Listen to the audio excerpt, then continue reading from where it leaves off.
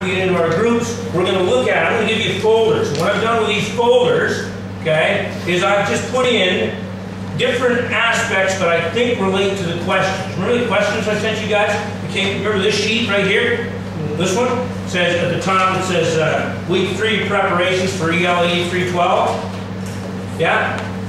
Okay. On that one, I'm going to give, don't worry, if you don't have it, it doesn't matter, okay? Because I'm going to give, it's going to be in the folder, and there'll be a question highlighted. One of the questions that I gave you in that group of questions.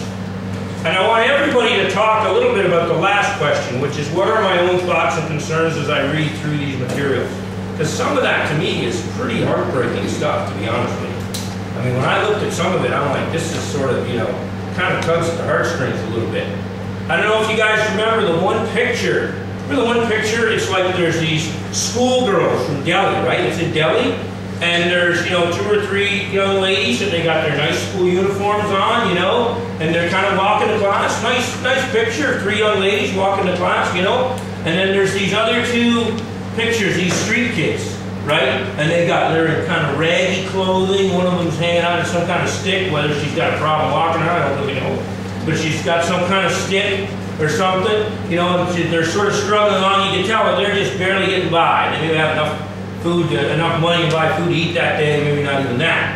And the caption is something like, you know, street kids and schoolgirls in Delhi going their separate ways, something like that, right? I don't know about you, but I look at a picture like that, I'm like, that kind of tugs at the heartstring. Because I think that that's sort of the basis of this whole thing, right? It's just this real horrific inequality, right? I mean, like, I know I'm sensitive to this because I'm not teaching Romney International School, right? And I mean, Jerome teaches ISP, International School of Bangkok, right? I mean, you know, the kids that go to our schools, and not that I'm saying they don't deserve an education, they do like anybody else.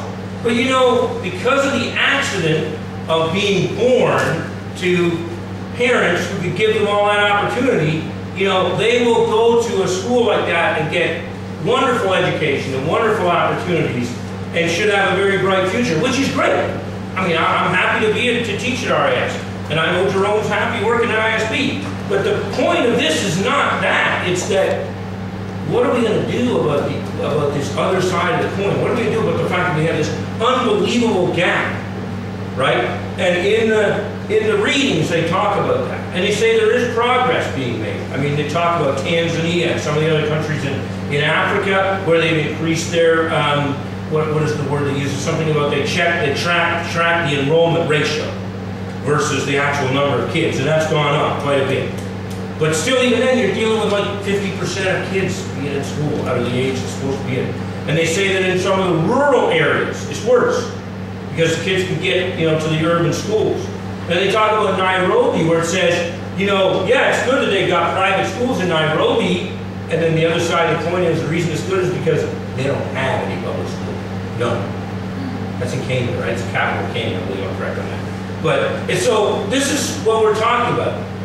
And the thing is, you might say, well, geez, what can we do about that? And it seems like a big problem. And the question is, you know, I think that's a really good question, and sometimes it's hard. What are we going to do about it? But there's an interesting, you know, I think we have to be careful that we don't just say, well, there's nothing we can do. Let's just leave this alone where it's out of our hands. I recall a speech. Obviously, I don't recall it from having seen it because it was before my time. But I've heard the speech and listened to it on TV and so on. And it was John F. Kennedy, and he was former president of the United States. And this was at a time when there was very, very severe problems. Well, I mean, there still are now, but there were worse problems than there are now between what we used to call the Eastern Bloc, the Soviet Union and some of the other countries, but mostly were under control of the Soviet Union at the time, which was dominated by Russia. And they were supplying missiles to the Cubans, to Castro, who was the Cuban leader. And there was this huge threat, this fear, because Castro was building up a missile base on Cuba, which is like 90 miles, 150 kilometers off the coast of Florida. So this is something to be worried about. You know, and it's clearly there's a strike capacity there. And Kennedy gave a speech around about this time.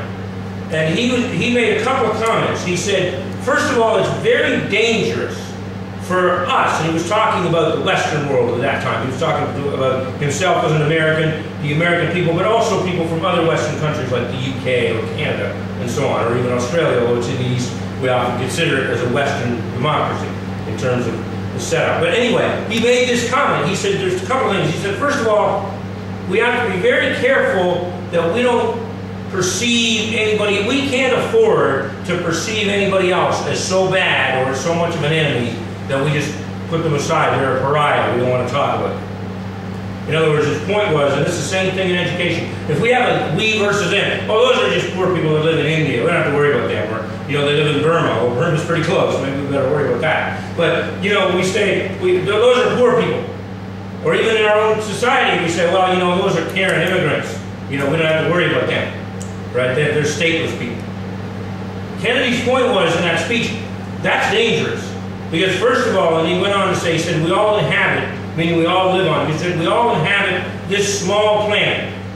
And this is we start looking at the whole solar system. This is teeny. The Earth is a very, very small little piece of rock and water. He said, we all inhabit this small planet. And we all cherish our children's futures, meaning that we all worry about our kids. We all worry about tomorrow. And he said, we're all mortal. We're all going to die at some point. But the interesting thing is when you start to look at this, the point he was making is just as valid now as it was 50 years ago when he made that speech, is that we have to realize that we really are all in this thing together.